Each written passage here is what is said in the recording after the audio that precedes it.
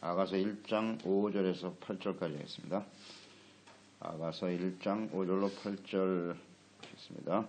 예루살렘 딸들아, 내가 비록 검으나 아름다우니 게달의 장막 같을지라도 솔로몬의 휘장과도 같구나. 내가 햇볕에 쬐어서 검으스름할지라도 흘겨보지 말 것은 내 어머니 아들들이 나에게 누구하여 포도원 지기로 삼았음이라. 포도원을 내가 지키지 못하였구나.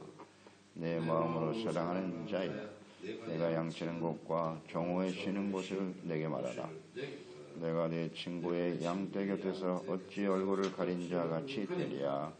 여인 중에 어여쁜 자야, 내가 알지 못하겠거든. 양떼의 발자취를 따라 목자들의 장막 곁에서 너의 염소 새끼를 먹일지니라. 아멘. 사랑하는 자를 향한 간절함, 열망. 지혜자 솔로몬은 사람들이 쉽게 이해할 수 있는 남녀 간의 에로스의 사랑이죠. 이 에로스의 사랑을 노래하면서 하나님과 그 백성들 간의 그 사랑을 묘사하고 있습니다. 이 아가서를 기록한 것은 이것을 하나님께서 성경으로 기록하신 의미. 그러니까 이 아가서 안에는 하나님의 뜻이 들어있다는 거잖아요. 뜻. 그리고 솔로몬은 지혜자고. 그러니까 어떻게 하면 하나님의 백성을 향한 하나님의 사랑과 또 그 사랑을 받은 하나님의 백성들은 하나님을 어떻게 사랑해야 하는가, 이것을 잘 묘사하는 거예요. 기록해서 사람들이 쉽게 알아듣게 들을 수 있도록 기록한 것이 아가서죠. 그러니까 이 아가서는 핵심 주제가 사랑이란 말이에요. 사랑이죠. 성경 전체의 주제도 역시 사랑이죠. 하나님이 우리를 어떻게 사랑하셨는가, 또 우리는 어떻게 하나님과 예수 그리스도를 사랑하며 살아갈 것인가. 이제 이것이 핵심이란 말이에요. 그래서 이 아가서의 내용은 굉장히 깊은 묵상이 필요해요. 이걸 그냥 성경 전체를 이해하지 못하고 읽으면 전혀 이해가 안 되고요, 은혜가 안 됩니다. 깊은 묵상이 필요한 말씀이에요. 그렇습니다. 인간의 사랑, 남녀 간의 사랑이 굉장히 뜨거운데 그것 또한 변질되고 말죠. 오래가지 않습니다. 오직 아가페의 사랑만이 영원한데 그 하나님의 사랑이 얼마나 귀한 것인고, 이런 것들을 우리가 묵상해 가면서 우리가 하나님을 사랑하고 주님을 섬기는 사람들이 되어야 합니다. 1장에서 3장까지의 내용이 사랑을 간절히 찾고 사모하는 여인의 모습이란 말이에요. 그것은 하나님을 향한, 하나님을 사랑하는 하나님을 간절히 찾는 성도의 모습이 한다는 거예요. 5절로 6절이죠. 술람미 여인의 모습, 자기 고백이 나오죠. 내가 비록 검으나 아름답다 그랬고요. 게달의 장막 같을지라도 솔로몬의 휘장과 같다, 이런 고백을 하네요. 솔로몬의 사랑을 받은 이 여인, 사랑을 받은 여인이죠. 이 여인은 무슨 가문이 좋거나 배경이 좋은 사람이 아니었다는 거예요. 뛰어난 아름다움이 있는 여인도 아니었다는 거예요. 게달의 장막과 같다 그랬어요. 그리고 피부는 검다, 검게 탔다. 햇볕을 많이 쬐어서 피부가 검게 탄 게달의 장막과 같은 상태다 그래서요. 그러니까 외모가 게달의 장막, 이 게달이라고 하는 걸 보면 게달은 사람 이름이죠. 이스마엘의 후손이에요. 이 게달이. 그 이스마엘의 후손들은, 게달의 후손들은 주로 유목민으로 살았다, 이렇게 기록이 되어 있어요. 성경을 보면 사막에 거주하면서, 그러니까 그들이 친 장막, 그게 이제 게달의 장막이다. 그러니까 이것은 아주 검고 보잘것없는, 외모는 아주 볼품이 없는 그런 표현이라고 보면 되겠어요. 그런데도 불구하고 솔로몬의 휘장과 같이 아름답게 여긴다는 거예요. 게달의 장막과 같은 외모를 가졌으나 사랑받는다는 게 중요하겠죠. 그런 자신을, 솔로몬이 자신을 사랑했다, 이게 중요한 것이죠. 솔로몬의 휘장과 게달의 장막을 비교했어요. 근데 그가 그렇게 게달의 장막까지 볼품이 없지만 솔로몬의 휘장같이 여길 수 있는 것은 솔로몬의 사랑을 받았기 때문이다. 이게 중요한 겁니다. 그 휘장이라고 하는 것은 성소잖아요. 성소와 지성소를 구분하기 위해서 하나님이 만들게 하신 장막이죠. 커튼이죠. 솔로몬의 그 성소 안에 있는 휘장이 얼마나 아름다운지 우리 잘 알죠. 출애굽기 26장 1절에 보면 그 휘장을 만드는 규례가 나오죠. 너는 성막을 만들 때 가늘게꼰 배실과 청색, 자색 실로 그룹을 공교하게 수놓은 10폭의 휘장을 만들어라. 아주 아름답습니다. 그 휘장은요. 청색, 자색, 홍색 실로 수를 놓아서요. 그룹이니까 천사예요. 천사를 수를 놓아 만들었어요. 너무 아름답죠. 이게. 그거 게달의 장막과 비교해보세요. 비교할 수 없죠. 특히 자신이 이렇게 검게 탄 외모를 가질 수밖에 없었던 배경을 설명하고 있죠. 어머니의 아들들이, 오빠들이네요. 자신을 미워해서 포도원에서 일하였기 때문에 이렇게 피부가 검게 타버렸다는 거예요.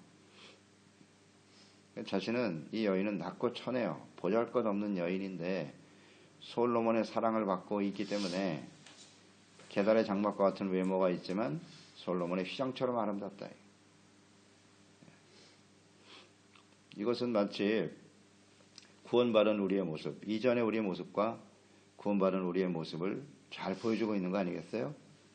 우리가 하나님 앞에 뭐 구원받을 만한 모습이 있어서 구원받았습니까? 게달의 장막처럼 정말 보잘것없는 죄와 허물로 찌들어버린 죽어 마땅한 인생들이었잖아요.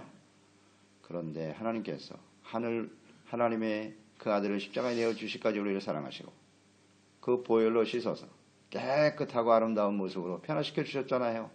하나님이 그럼에도 불구하고 우리를 사랑하셨다는 거죠. 이거 묵상되지 않습니까? 이런 보잘것없는 우리를 사랑하신 하나님.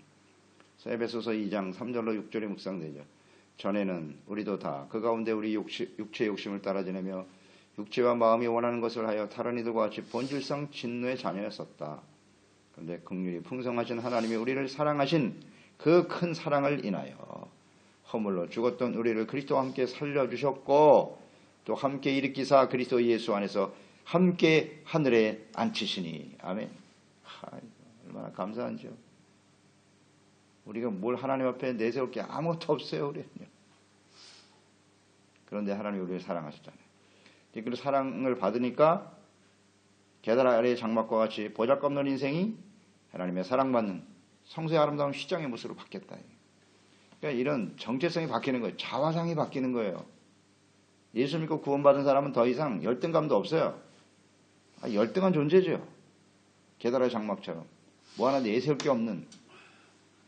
그런데 바뀌어요. 예수 그리스도의 사랑을 받고 나면 인생이 바뀌는 거예요. 마음이 바뀌어. 나는 사랑받는 자야. 하나님의 사랑받는 자로 바뀐단 말이에요. 그렇기 때문에 나를 사랑하시는 그 주님을 간절히 사랑하는 마음으로 주님을 섬기게 되겠죠. 잘 한번 묵상을 해보세요. 이 관계를요. 내가 뭐 대단한 존재고 사랑받을 만하고 의롭고 바르게 살았고 이렇게 주장하는 사람은요. 구원받을 확률이 거의 제로예요. 제로. 이렇게 겸손해야 돼. 자신의 모습을 하나님 앞에서 정말 보잘것없는 자신의 모습을 발견하는 사람. 게달의 장막과 같이 보잘것없는 나를 주님이 사랑하셨구나. 그럴 때 삶이 바뀌는 거예요. 그리고 오직 그 주님을 사랑하게 돼요. 간절한 열망. 예수님 또한 그런 모습으로 오셨잖아요. 예수님께서 크고 화려한 모습으로 왕의 옷을 입고 오셨나요? 그렇지 않죠. 낮고 천한 모습으로 찾아오셨지 않습니까? 그 외모로는 누구도 예수님을 흠모할 사람이 없다고 그랬어요. 그럼에도 불구하고 하나님은 그 예수님을 나의 기뻐하시는 자요 나의 사랑하는 자라 라고 외치셨어요. 이사야서 53장 2절로 3절 보세요. 그는 주 앞에서 자라나기를 연한 순 같고 마른 땅에서 나온 뿌리 같아서 고운 모양도 없고 풍채도 없은즉 우리가 보기에 흠모할 만한 아름다운 것이 없도다. 그는 멸시를 받아 사람들에게 버림을 받았고 간고를 많이 겪었으며 질고를 아는 자라. 마치 사람들이 그에게 얼굴을 가리는 것 같이 멸시를 당하였고 우리도 그를 귀히 여기지 아니하였도다. 예수님 보세요. 이렇게 게다라의 장막처럼 보잘것없는 모습으로 낮고 천한 말구에서 태어나셔. 거지들 동네인 나사렛 동네에서 사시고 게다라의 장막이잖아요. 누가 이를 흠모해? 외모는 아무 흠모할 만한 대상이 없다는 거예요. 사람 모습이 없다는 거죠. 그런데 하나님께서는 그러한 예수님을 마태복음 3장 17절 아닙니까? 물속에서 세례 요한으로부터 세례받고 올라왔을 때 하늘로부터 소리가 있어 말씀하시되 이는 내 사랑하는 아들이요 내 기뻐하는 자라. 하나님이 그 예수님을 사랑하시잖아요. 그와 똑같죠. 그런 모습으로 오신 예수님. 그러니까 하나님은 외모를 보시는 것이 아니라 우리의 중심을 보신다. 죽어 마땅한 죄인들을 그 아들을 십자가에 내어 주시기까지 사랑하신 하나님을 묵상해 보아야 하는 것이죠.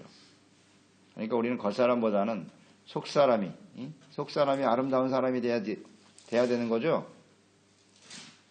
그래서 에베소서 3장 16절 이하잖아요. 그의 영광의 풍성함을 따라 그 성령으로 말미암아 너의 속사람을 능력으로 강건하게 하시오며 믿음으로 말미암아 그리스도께서 너희 마음에 계시게 하시었고 너희가 사랑 가운데 뿌리가 박히고 터가 굳어져 능히 모든 성도와 함께 지식에 넘치는 그리스도의 사랑을 알고 우리 속사람을 아름답게 예수님이 우리 마음속에 모시고 우리 안에 계시고 그 사랑한 가운데 뿌리를 내리고 이것이 하나님의 사랑받는 자들의 모습 아니에요?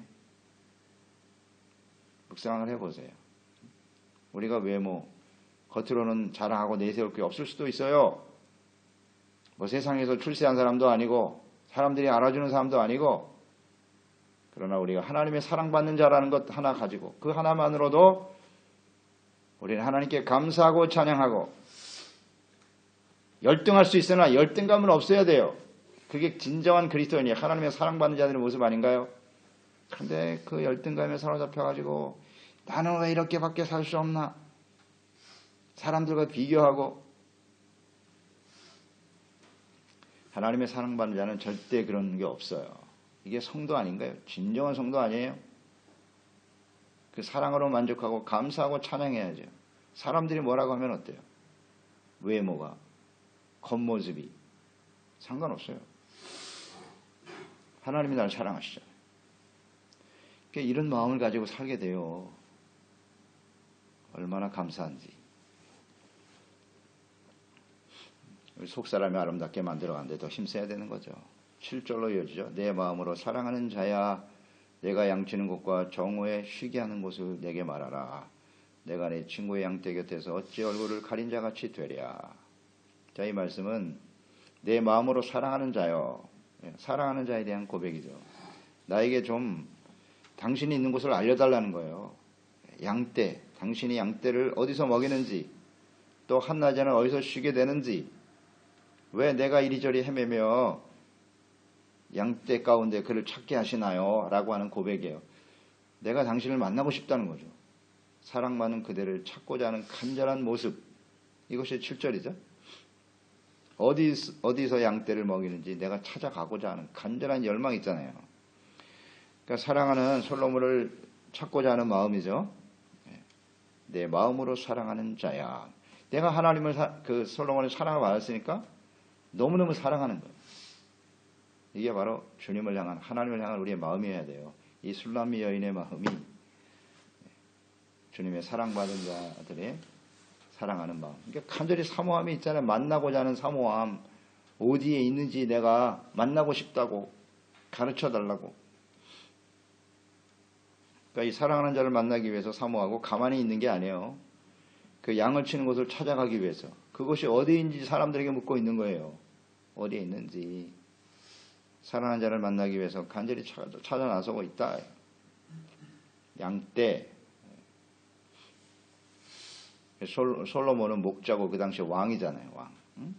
양떼는 하나님 백성들을 이끌어가는 그곳이 어디인지 내가 만나고 싶다는 거죠.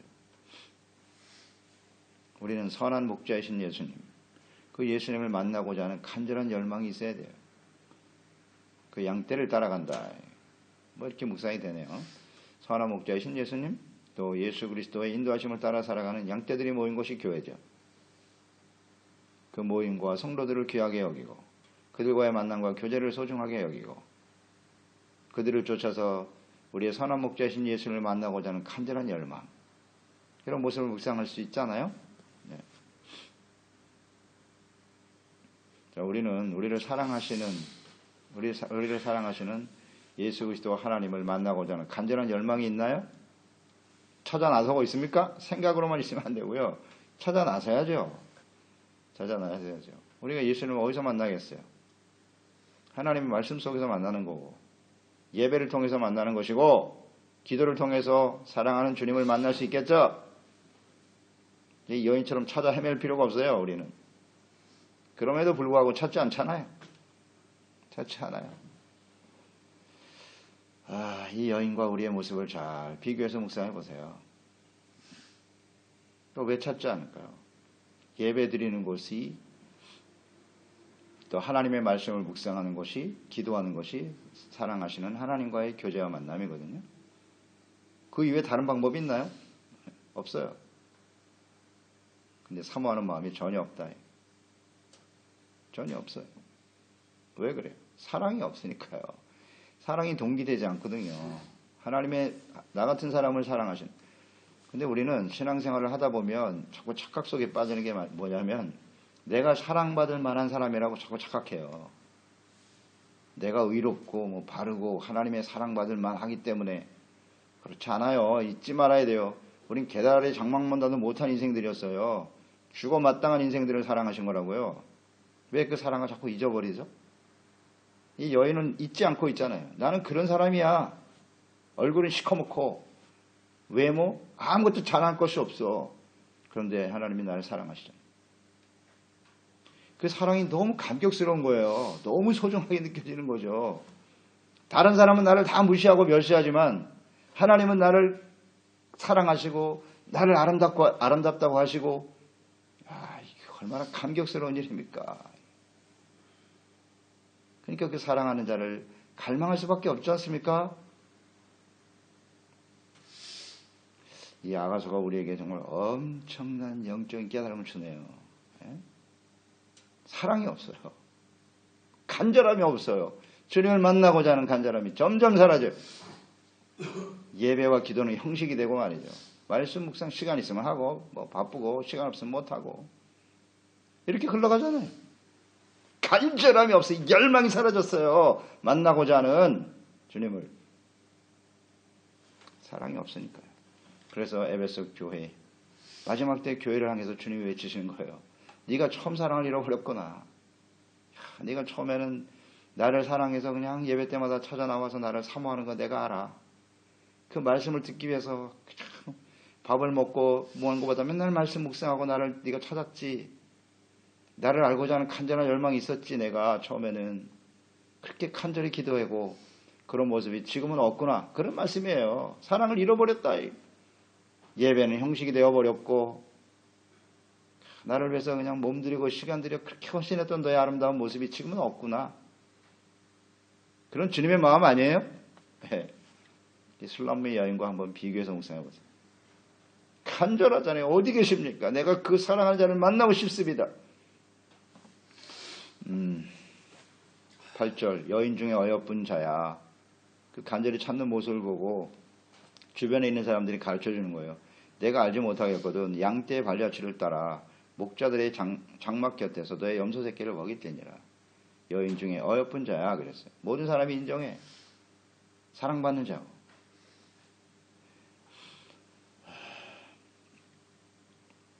네가 정말 그것을 찾지 못하겠거든. 양떼들의 발자취를 따라가라는 거예요. 그 목자를 만나고 싶어? 그럼 목자가 이끌어가는 양떼를 따라가면 되지. 그런 지혜네요. 그래서 그 곁에서 염소를 치면서 기다려봐. 그러면 혹시 목자이신 내 사랑하는 자를 만날 수 있지 않겠어? 라는 충고네요. 그렇습니다. 우리가 선한 목자이신 주님을 만나기 위해서는 그 양떼들과 함께 이렇게 묵상이 되잖아요. 교회, 성도들이잖아요.